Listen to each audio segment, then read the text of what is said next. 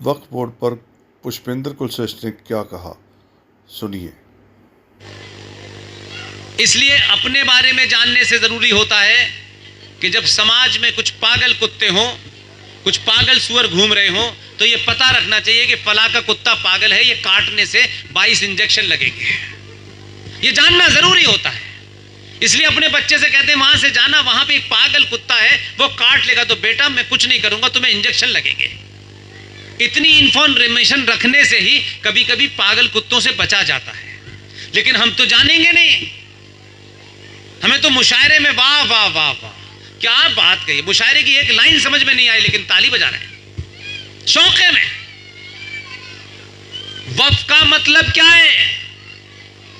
वक्फ का मतलब जो वहां से चला है, मक्का जहां महाकालेश्वर बैठे हुए वहां से चलाए। वक्फ का मतलब होता है कि आप अपनी कोई भी प्रॉपर्टी, कोई भी चीज अल्लाह के नाम कर दें। ठीक है? अच्छा, एक सवाल है मेरा, अल्लाह के नाम आपने जमीन कर दी, अब आप लेना चाहते हो वापस, तो अल्लाह साइन कैसे करेगा कि मैं वापस दे रहा हूं? ऐसा डिजाइन किया है इन्होंने कि अब तो अल्लाह की है भाई, ये अल्लाह आ नहीं रहे नीचे ना, टाइम साइन कर रहे, अब ले नहीं सकते। तो वक्फ का मतलब होता है आप अपनी कोई चीज अल्लाह को दे दें, अब वो वापस नहीं ली जा सकती। उसका मतलब होता है वक्फ करना, जैसे आजकल वसीयत करना कहते हैं, वक्फ करना कहते हैं। 1995 के बाद 2013 में संसद में वक्फ कानून को रखा गया, उस पे चर्चा हुई। चर्चा इस बात पे नहीं हुई कि ये क्या है, चर्चा इस बात पे हुई कि इस कानून को और ताकत कैसे दी जाए। आपके 123 थे, 123। चर्चा नहीं हुई, चर्चा इस बात पे हुई कि इसके अंदर कुछ सेक्शन जोड़े जाएं जिसके कारण इस देश में जो वक्फ की जमीन है, जो वक्फ की जमीन यहां से बहुत सारे जितने आए थे वो फटे टूटे ऊंट की पीठ पे चढ़ के यहां आए थे, वो यहां से लूट पाट के जो कुछ ले जा रहे थे, यहां रहे, कुछ किले विले बनाए, उनकी उस प्रॉपर्टी की देख रेख ये इनके हाथ में होगी और वो वक्फ बोर्ड करेगा। यहां तक ठीक है। संसद में section 40 of Waqf property act वो ये कहता है, ये संसद में हुआ है, ये किसी सभा में चाय की दुकान पे नहीं हुआ। भाई साहब, अगर आप किसी विषय को नहीं भी जानते तो ये तो सोचते कि ये हो क्या गया है। आप बाहर आके कहते यार ये पता नहीं चल रहा है, ऐसा थोड़ी नहीं तो रेल निकल रही थी भाई, 2 दिन बाद उठाते, 3 दिन बाद उठाते। 2023 से 23 आ गई, 13 से उठा कभी? ये शब्द सुने आपने किसी नेता से आज तक? इन इश्यू पे बात सुनी? हाँ ना में बताइए, मुझे हाथ उठा के बताइए। यानी जिन्होंने हाथ नहीं उठाया उन सबने सुन रखा है, सबको पता है इसका मतलब। भाई साहब, हाथ उठाने में क्यों शर्मा रहे हो? कोई ऐसा नहीं क्या कहते कि समाज से निकाल दिए जाओगे यार। वो तिलक लगा करके दुनिया में घूम रहा है, आपको अपने घर में हाथ उठाने में शर्म आ रही है? हाथ इसलिए नहीं उठवा रहा, मैं इसलिए कह रहा हूं ताकि मैं फिर उसको उसी फोर्स से समझाऊं। आप हाँ कर रहे हैं, इससे लगता है समझ में आ रहा है, लेकिन घर तक जाने के बाद गायब ना हो जाए। वक्फ प्रॉपर्टी कानून का सेक्शन 40 संसद में पास हुआ, 123 बैठे हुई थी मूर्तियां, और उस कानून पे सेक्शन जोड़ा गया। और सेक्शन में यह कहा गया, ये जो मंदिर है जिसकी पूजा हो रही है, दिया जल रहा है, सब आ रहे हैं, पैसे चढ़ा रहे हैं, मां बहनें इसकी पूजा कर रही हैं। संसद में पास हुए कानून के तहत वक्फ प्रॉपर्टी बोर्ड एक प्राइवेट बॉडी है, प्राइवेट बॉडी, इसका सरकार वरकार से कोई लेना देना नहीं है। उस प्राइवेट बॉडी के 2 मेंबर, ये जो मंदिर है यहां नहीं आना उनको, वो बंगाल में बैठा हुआ है, बंगाल में वक्फ बोर्ड का आदमी बैठा हुआ है, उसे कुछ करना नहीं है। यहां से 4 बताएं वो अल्लाह वाले कि ये मंदिर जो है वक्फ बोर्ड की प्रॉपर्टी पे बना हुआ है। इतना ही कहना है, मेरे शब्दों पे ध्यान दीजिएगा, फिर कह रहा हूं मैं।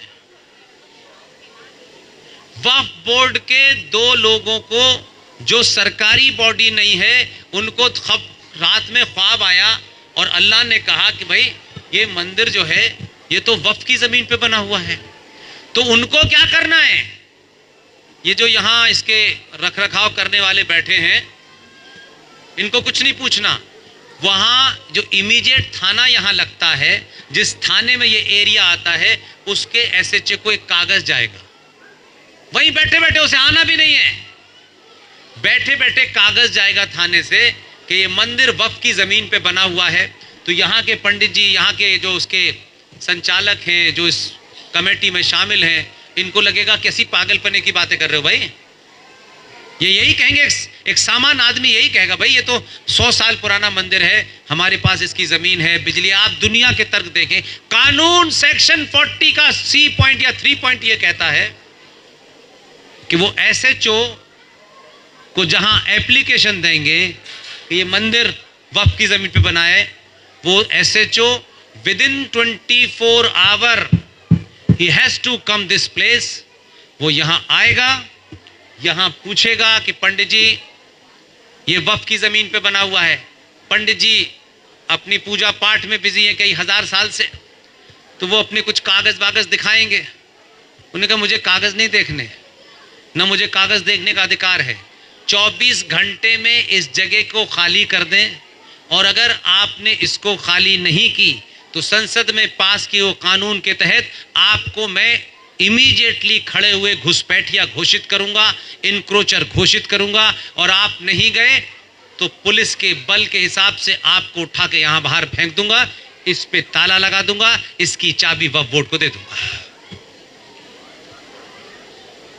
ये बताया किसी ने आपको? अब मुझे बताइए। अरे सर आप तमिलनाडु की बात छोड़ दीजिए, अरे मुझे तो पता है, लेकिन उसके बाद भी आपने खबर सुनी चले गए। मैं किसी इंडिविजुअल की बात नहीं कर रहा, मैं समग्रता में कह रहा हूं, मेरी तकलीफ को समझिए मेरे भाई। वो खाली, फिर सेकंड पॉइंट क्या है जो पास हुआ पार्लियामेंट में? 123 थे, बार बार गिनती बता रहा हूं। उसके बाद आप क्या करेंगे? आपका सामान वहां पड़ा होगा, आपको हाई कोर्ट और सुप्रीम कोर्ट जाने की इजाजत नहीं है। आप पूछेंगे कहां जाएंगे? उसमें कानून में बताया गया है। क्या महान लोग थे सत्ता में, और जो विपक्ष में थे 123, कितने वो और महान थे। तिलक बड़ा लगाने से, गेरुआ वस्त्र पहनने से हिंदुत्व की रक्षा नहीं होने वाली ना। वो अपनी जगह, उनका काम आस्था का है, वो आस्था तक रखें। उसमें यह कहा गया आपको कहां जाना है? जो वक्फ बोर्ड आपके इस तमिलनाडु में बना हुआ है उसका एक ट्राइब्यूनल है, और उस ट्राइब्यूनल में यह कंपलसरी है कि लोकल एमएलए या लोकल एमपी जो मुसलमान होगा वो उसका सदस्य होगा, 5 मुसलमान होंगे, उसके सामने आपको फरियाद करनी है कि ये मेरी जमीन थी, ये वक्फ बोर्ड ने ले ली। या नहीं, जिन लोगों ने सुबह आपका कत्ल किया, शाम को आप उन्हीं से फैसला लेने गए हैं। यह भी शॉकिंग नहीं है, इससे बड़ा शॉक बताता हूं। आप तमिलनाडु में हैं, साउथ इंडिया में, इसलिए आपको उसका ग्रेविटी समझ में आएगी। आंध्र प्रदेश हाई कोर्ट के एक जज साहब को मेरी तरह ही कुछ गड़बड़ हुआ उनके दिमाग में। वो जज होते हुए भी मैं कहता हूं बहादुर आदमी है, नाम नहीं बताना चाहता उनका। हमारे बीच में से कोई बहादुर होता है, हम उनका नाम तो बता देते हैं, लेकिन बहादुर के खिलाफ जब 4 लोग खड़े हो जाते हैं तो फिर हम उनको बचाने नहीं जाते। इसलिए नाम बता करके जो लोग खामोशी से अपना काम कर रहे हैं उनको खामोशी से काम करने दीजिए, इतना ही बहुत है। उन्होंने इस बात को जानने के लिए कि यह है क्या असली मामला, तब उन्होंने एक पिटीशन को एंटरटेन किया और कहा कि ये पार्लियामेंट में कानून बन चुका है, इसको मैं देख नहीं सकता, लेकिन मैं खुद जानना चाहता हूं कि है क्या। और उसके बाद आंध्र प्रदेश के हाई कोर्ट के जज साहिबा जल रहे क्या अजीब से, उन्होंने पूरी इसकी डिटेल निकलवाई। पूरे देश में जो भारत भूमि यानी land area of India, land area जो भारत का है, उसमें सबसे ज्यादा जमीन रेलवे के पास है, फिर डिफेंस के पास है। आप कितने हैं? 80-82 करोड़। गिनती के हिसाब से वो कितने हैं? 17-18 करोड़। टोटल लैंड एरिया में तीसरे नंबर की जमीन वक्फ बोर्ड के पास है।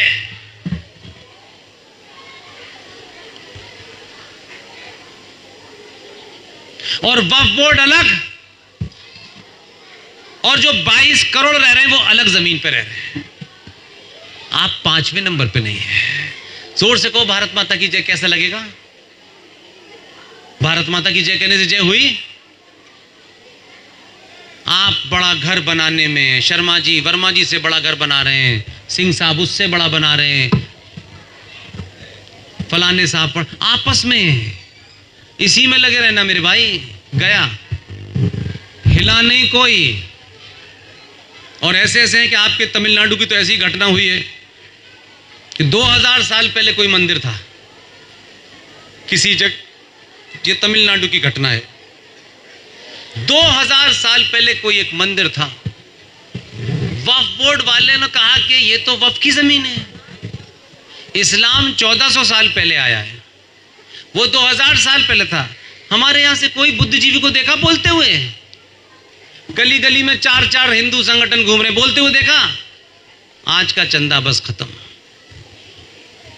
वक्फ बोर्ड को इस देश में संसद ने, और ये बड़े बड़े ज्ञानी काले काले कोट पहनने वाले, नाली गंदी हो जाती है तो सुप्रीम कोर्ट के जज साहिबान सुओ मोटो ले लेते हैं, ये सुनाई नहीं दे रहा है उन्हें। तीसरे नंबर की जमीन वक्फ बोर्ड के पास है। आप कहां लड़ रहे हैं, कहां खड़े हैं, आपकी हैसियत क्या है? और कोई हटा नहीं पा रहा। जब अब नहीं हट रही तो किसका इंतजार कर रहे हैं? कब हटेगी? क्योंकि ये प्रायोरिटी नहीं है आपकी। आपका कैंडिडेट आता है, वो आपको मूर्ख बनाता है। वो 2 कमरे के मकान से जाता है, 12 कमरे के मकान में लौटता है, आप उसी को महान समझते हैं। आपको अपने मुद्दों का पता नहीं, आप भावनात्मक बातें करते हैं। मंदिर कितने साल के बाद बनाए? 550 साल के बाद बनाए? बनाए नहीं बनाए? हां बताइए, बनाए। मेरा सवाल आपसे है, मेरा इशारा किधर है? मंदिर किसकी देखरेख में बना? सरकार की देखरेख तो सरकार की थी, फैसला तो सरकार ने कराया, आपने तो किया नहीं। ठीक है, आपका मंदिर जब ये यहां नहीं थे तब से था तो इस्लामिक जिहादी बाबर आया, तोड़ दिया, तो आप कहां थे? यही थे? क्या हथियार चलाना नहीं आता था आपको? नहीं बचा पाए, टूट गया। और एक नहीं, इतने टूट गए, फिर भी जिंदा हैं आप। कोई इस सभा में से पूरे देश में ये गारंटी दे सकता है कि जो मंदिर 22 जनवरी को करोड़ों हिंदुओं की आस्था के केंद्र को सत्ता ने अपनी ताकत से, सत्ता ने अपनी सूझबूझ से सुप्रीम कोर्ट से फैसला करा करके ये मंदिर खड़ा कर दिया है, लेकिन ये मंदिर, इसको पुलिस इसकी देखभाल नहीं करेगी। मंदिरों की देखभाल करने के लिए भारत सरकार की तनख्वाह लेकर के पुलिस वाला नहीं करेगा, ये उसके मैंडेट में नहीं है। अगर पुलिस वाला कर रहा होता तो सोमनाथ न लुटता। अगर पुलिस वाला कर रहा होता तो कश्मीर के अंदर जब महिलाओं का रेप हो रहा था तो 50 मीटर की दूरी पर आपका फौजी बंदूक लेके खड़ा था। मेरा उस वक्त का कैरियर, मैं उस वक्त वहीं था। उस फौजी से कहा कि तुमने गोली क्यों नहीं चलाई जब तुम देख रहे थे मां बहनों का रेप हो रहा है? उसने बड़ी सही बात कही। उसने कहा, सरकार, ये जो बंदूक में मेरी गोली है, मैं सीमा की सुरक्षा करने के लिए खड़ा हूं। इस सीमा के अंदर जो कुछ हो रहा है वो समाज को करना है, पुलिस को करना है, मैं नहीं कर सकता। मैं गोली चला देता तो मेरे ऊपर सवाल खड़ा होता कि आपने गोली क्यों चलाई, आपको सीमा पे शत्रु से लड़ने के लिए खड़ा किया गया है। लेकिन बेवकूफ महामूर्ख सनातनी समाज ये समझता है ये पुलिस हमारी है, ये फौज हमारी है। नहीं, आपका भाई बहन बेटा हो सकता है, लेकिन सरकार के नियमों के हिसाब से उस फौजी को भारत की सीमाओं की सुरक्षा रखनी है। सीमा के अंदर सीमा सिंह की सुरक्षा नहीं करनी उसको। आप समझते हैं मंदिर बन गया है, बहुत खुश हैं, खुश होना चाहिए, इसमें मेरी कोई दखल नहीं है। लेकिन जिंदा हो तो इस बात का इंतजाम करके जाओ कि अगले 50 साल तक सत्ताएं बदलेंगी। आप यहां से भाग के वहां जाएंगे, 9 राज्य में आप खाली हो जाएंगे। जिन राज्यों में है वहां आप बोल नहीं रहे हैं। दिल्ली जैसी जगह में 57 लोगों को मार दिया गया, कोई बोला नहीं। बंगाल में रोज खबरें होती हैं, आप टीवी में देखते हैं। आपके सोने की पराकाष्ठा यह है कि 1990 में कश्मीर में 2500 सनातनी कश्यप ऋषि के वंशजों की हत्या हुई, मर्डर हुआ, रेप हुआ। 1 लाख के आसपास लोग पूरे देश में भाग गए। आपके सोने की पराकाष्ठा है कि आप नहीं जानते थे। मुंबई के एक आदमी को फिल्म बनानी पड़ी कश्मीर फाइल, तब लोग कहते हैं अच्छा ऐसा हुआ था। ऐसे समाज को मर जाना अच्छा है। किसके भरोसे जी रहे हैं आप?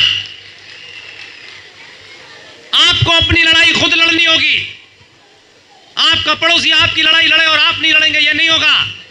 और अगर आप पड़ोसी की लड़ाई लड़ेंगे तो ध्यान रखिएगा, आप संकट में होंगे तो पड़ोसी जरूर लड़ने आएगा। आप अपने पड़ोसी से बात नहीं करते, ये ऊंचा है, ये नीचा है, ये कमजोर है, ये फलाना है, ये दिमाग है, ये हमारे स्टेटस का नहीं है। मौत स्टेटस नहीं देखती। कश्मीर में कश्यप ऋषि के वंशजों में ऐसे ऐसे विद्वान थे। टीकालाल टपलू, वो अपने कमरे में क्या कर रहे थे पता नहीं किसी को। मैंने कहा ज्ञान अपनी जगह है, ज्ञान से शत्रु भागता नहीं है, शत्रु हथियार से भागता है। ज्ञान अपनी जगह है, हथियार अपनी जगह है। टीकालाल टपलू को उनका बेटा जिंदा है, दिल्ली में है। अभी भी वो बता देगा तो आपको नींद नहीं आएगी। मैं 88 में मैंने कैरियर वहीं से शुरू किया है, सब कुछ देखा है। इसलिए मुझे किसी किताब का, किसी फिल्म का इंतजार नहीं था कि एक फिल्म बनेगी कश्मीर फाइल, तब हम जानेंगे अच्छा ओहो ऐसा हुआ था।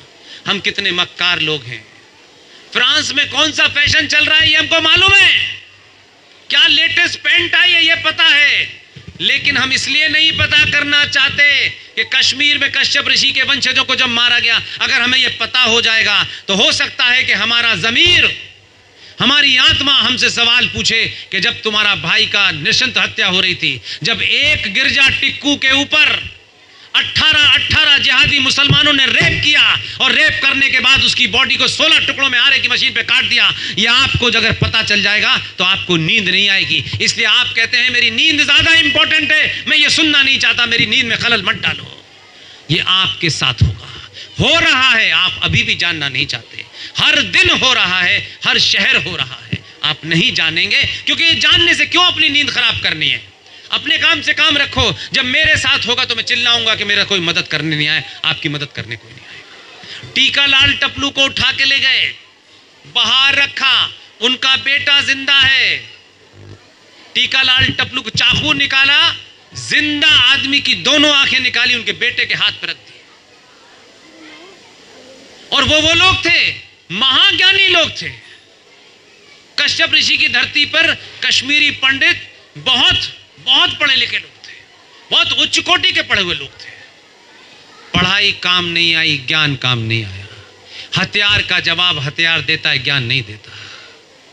टीकालाल टपलू साहब के सर में गोली मारी और जब 10-5 दिन के बाद जब उन्हीं के पड़ोसी जब वो देखने गए कि टीकालाल टपलू साहब क्या कर रहे थे, पता है टीकालाल टपलू साहब क्या कर रहे थे?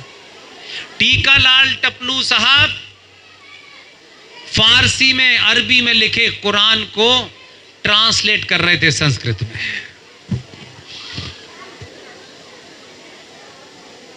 सब घूम रहे हैं।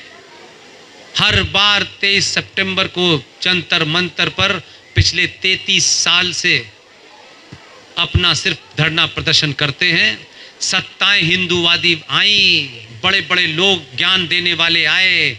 आप देखिए कि आप भीड़ हैं इस देश के अंदर, टैक्स देते हैं। आज तक किसी सरकार ने दुनिया के सबसे बड़े जिनोसाइड, उस जिनोसाइड के लोग जिंदा घूम रहे हैं, सरकारें बन रही हैं उनके साथ में, लेकिन कितना ज़मीर पूरे समाज का और नेताओं का मर चुका है कि आज तक एक कमीशन नहीं बैठा कि ये कमीशन इंक्वायरी करे।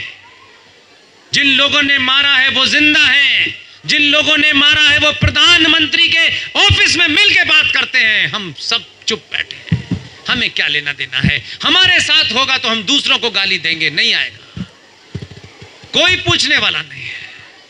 जो वहां हुआ था वही बंगाल में हो रहा है। लेकिन हमें क्या करना है, तो हम कर क्या सकते हैं?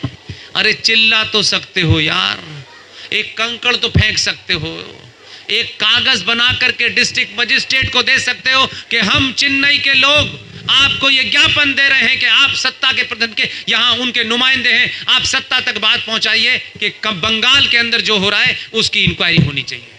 सरकार देश पे, समाज पे, सिस्टम पे कैसे दबाव बनेगा, ये हम नहीं करना चाहते हैं।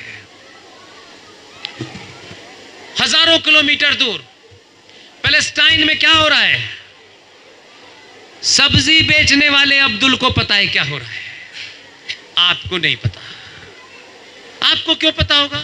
आपको तो फिल्म कौन सी आई है जिसमें तैमूर की अम्मी ने अच्छा काम किया है, आपका तो एजेंडा दूसरा है। उसने कौन सी नई साड़ी पहनी है,